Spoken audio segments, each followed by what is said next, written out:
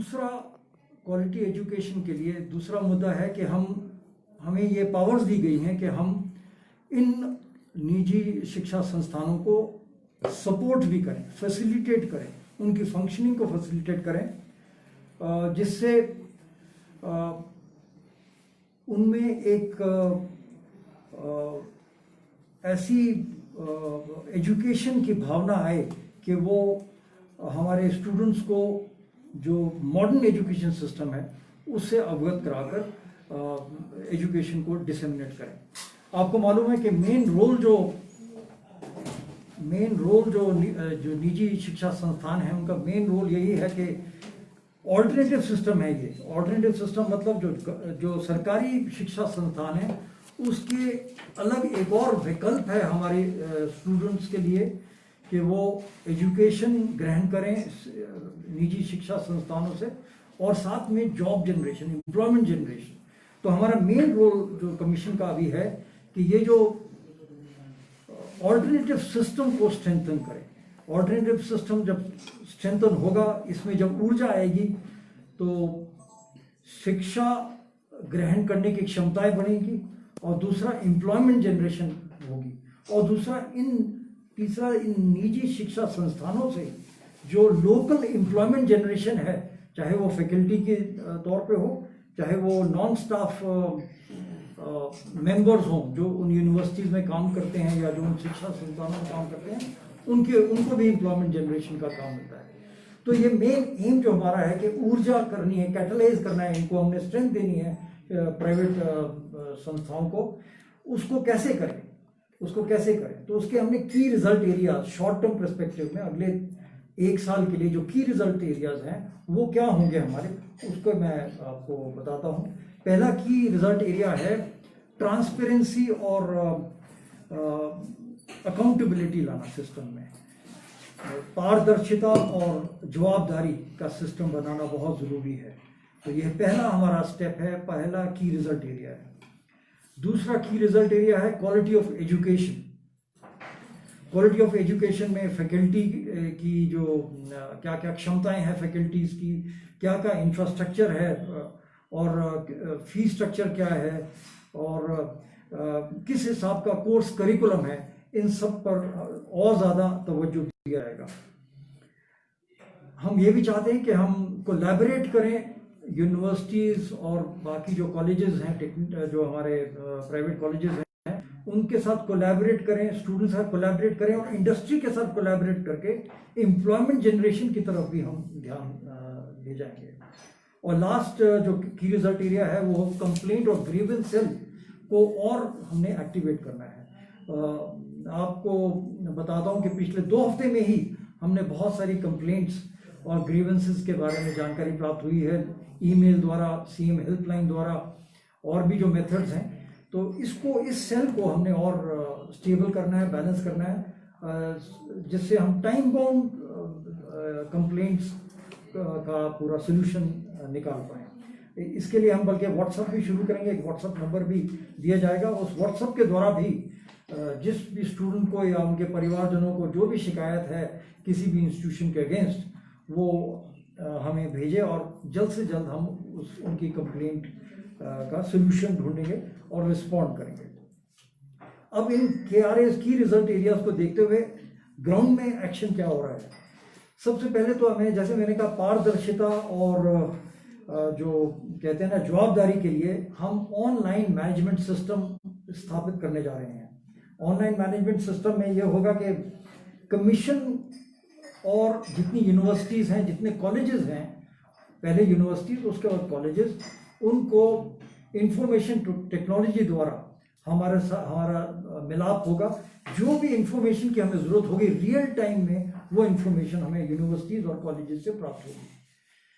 तो इसमें ये फ़ायदा रहेगा कि जैसे कि सपोजिंग फेक डिग्रीज का सुनते हैं और भी कई मेल प्रैक्टिसेस के बारे में सुनते हैं, तो ये डेटा जब हमारे पास आ जाएगा तो रियल टाइम हमें मालूम पड़ेगा कितने स्टूडेंट्स हैं, कौन से ईयर में हैं, क्या कर रहे हैं, फैकल्टी का क्या कितनी उनमें स्टेबिलिटी है, फैकल्टी कितनी पढ़ी लिखी है, उस सब का विवरण इस डेटा कंट्रोल के बारे में, डेटा कंट्रोल से मिल जाएगा। इसके बारे में कॉन्फ्रेंस चीफ सेक्रेटरी के साथ हो चुकी है करीब 3 दिन पहले, और उन्होंने भी इसको in principle approval online management system का दे चुके हैं और आईटी सेक्रेटरी के साथ हमारा इस लाइन पर बातचीत शुरू हो गई है। दूसरा, हमने ऑनलाइन लाइजॉन सेल एक कोऑपरेटिव सेल टाइप बना रहे हैं, तो अगले हफ्ते तक वो बन जाएगा। आपको मालूम है कि ऑनलाइन पेंडेमिक की वजह से, महामारी की वजह से यूनिवर्सिटीज़ और कॉलेजेस में पढ़ाई लिखाई बंद है, लेकिन ऑनलाइन एजुकेशन चल रहा है। तो ऑनलाइन एजुकेशन किस हिसाब से चल रहा है, क्या क्या फैसिलिटीज़ मौजूद हैं ये शिक्षा संस्थानों में, और बच्चों तक, स्टूडेंट्स तक वो कैसे ऑनलाइन प्रैक्टिसेस पहुंचा रहे हैं, उन सब को चेक करने के लिए ऑनलाइन लाइजॉन सेल का गठन किया जा रहा है। और ये हमारे वेबसाइट में भी हम इसके बारे में जानकारी देंगे। और हम चाहेंगे कि जहाँ पर भी ऑनलाइन के बारे में प्रॉब्लम आ रही हैं, ऑनलाइन एजुकेशन ई लर्निंग के बारे में प्रॉब्लम्स आ रही हैं, तो इस सेल को कॉन्टैक्ट करेंगे और हमारे तक वो पहुँचे और हम यूनिवर्सिटीज़ और कॉलेजेस को इसके बारे में नसीहत देंगे। और लास्ट में मैंने जैसे कहा कि कंप्लेंट और ग्रीवेंसेस सेल को और मजबूत करना है। उसके लिए WhatsApp number, email, CM helpline और नॉर्मल पोस्ट द्वारा हमारे पास ये सब कंप्लेंट्स और ग्रीवेंसेस आए और टाइम बाउंड मैनर में हमें इन कंप्लेंट्स को निपटाना है। उसके बारे में भी हम डिटेल्स हर महीने, बल्कि आप लोगों को बताएंगे कि कितनी कंप्लेंट्स आई थी और कितनी कंप्लेंट्स का हमने हिसाब किताब और रिस्पॉन्ड किया और कितनी जल्दी उसको सुलझाए।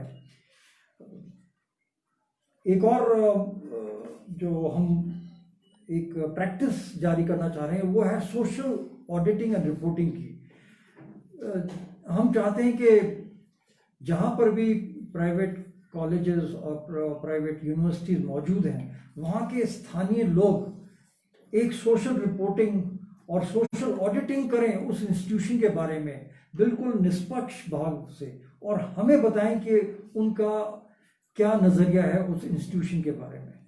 और मतलब यह है कि जो उस स्थान के बुद्धिजीवी हैं और भी लोग हैं, वो उस यूनिवर्सिटी, उस शैक्षिक संस्थान के बारे में क्या सोचते हैं, उनको क्या स्टूडेंट से जब वो बातचीत करेंगे, फैकल्टी से बातचीत करेंगे, तो वो उस संस्थान के बारे में क्या समझते हैं वो हम तक पहुंचाएं। तो एक सोशल रिपोर्टिंग का रूप बहुत इंपॉर्टेंट है। और आपने देखा होगा कि बाहर के देशों में सोशल रिपोर्टिंग एक बड़ी भारी जिम्मेवारी बन जाती है आम जनता की। किसी चीज़ को बेहतर बनाना हो, किसी संस्था को अच्छा बनाना हो, ट्रांसपेरेंसी की ज़रूरत है और रिपोर्टिंग की ज़रूरत है। ये सोशल रिपोर्टिंग वाला जो एक मुद्दा है, सोशल और रिपोर्टिंग ऑडिट, वो हम चाहेंगे कि जनता जागरूक हो और इस मुद्दे को और बढ़ाएं और हमें डायरेक्टली, चाहे पोस्ट द्वारा, चाहे ईमेल द्वारा, चाहे व्हाट्सएप द्वारा, शिक्षक जो प्राइवेट निजी संस्थान हैं, इनके बारे में हमें रिपोर्ट भेजें।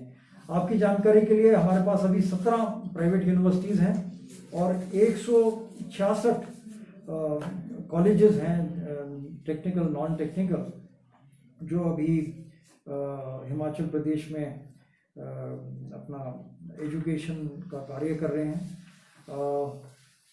जैसे मैंने स्टार्टिंग में बताया, कुछ एक कंप्लेंट्स और कुछ एक आपको मालूम है कहाँ कहाँ क्या क्या हो रहा है। मेरी ब्रीफिंग यहीं ख़त्म होती है। अगर आपके कोई क्वेश्चन, सवाल हैं तो आप सर, आपने कहा कि 2 हफ्ते में शिकायतें आई है, तो कितनी शिकायतें आई है, किस तरह की शिकायतें हैं वो? तकरीबन हमारे पास कंप्लेंट्स तकरीबन 100-150 कंप्लेंट्स आ चुकी हैं, 100 to 150 के करीब। और कंप्लेंट जनरली है फी स्ट्रक्चर के बारे में कि ट्यूशन, सरकार ने ऑर्डर्स पास करें कि सिर्फ ट्यूशन फी चार्ज किया जाए, लेकिन कंप्लेंट्स आ रही है कि ट्यूशन फी के अलावा भी कुछ एक चार्जेस लगाए जा रहे हैं। नंबर 1। नंबर 2, कुछ एक फैकल्टीज़ में सैलरी नहीं मिली है, कहीं जगह डेवलपमेंट चार्जेस दिए जा रहे हैं, कहीं पर आ रही है इंफ्रास्ट्रक्चर के बारे में कंप्लेंट आ रही है, कहीं पर ऑनलाइन टीचिंग नहीं हो रही है तो उसके बारे में, कहीं एग्ज़ाम कंडक्ट नहीं हो रहे हैं या एग्ज़ाम के बारे में, इस तरह की कंप्लेंट्स हैं।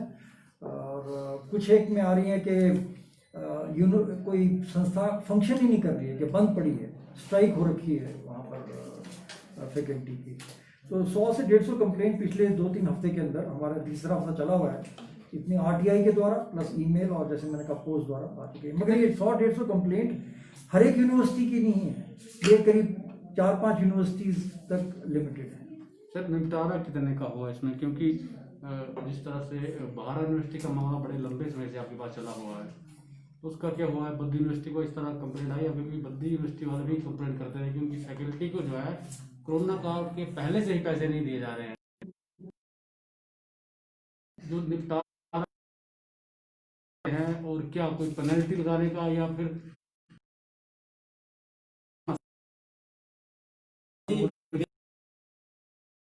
कमीशन में शुरू से आते हैं। इस सप्ताह में जो भी बटा टाइम आपने किस पे कार्रवाई की है? क्योंकि बहारा और बद्दी में it was issue from last 1.5 year. इसका है जैसे बहारा का अभी करीब एक हफ्ता पहले हमने बहारा यूनिवर्सिटी के रजिस्ट्रार को बुलाया और उनसे एफिडेविट में मांगा है कि आप फैकल्टी की पे एंड अलाउंसेस कब तक देंगे। प्रॉमिस किया था कि जनवरी तक का पे ये इस उन्होंने ये कंफर्म किया था, और बाकी मार्च से लेकर जून जुलाई तक का अभी तक हमें उन्होंने इंफॉर्मेशन नहीं भेजी है। इंतजार कर रहे हैं, लेकिन उन्होंने जरूर कहा था कि और सर जिस तरह से यूनिवर्सिटी की फर्जी डिग्री मामला है, तो उसमें जो बच्चे हैं अभी हम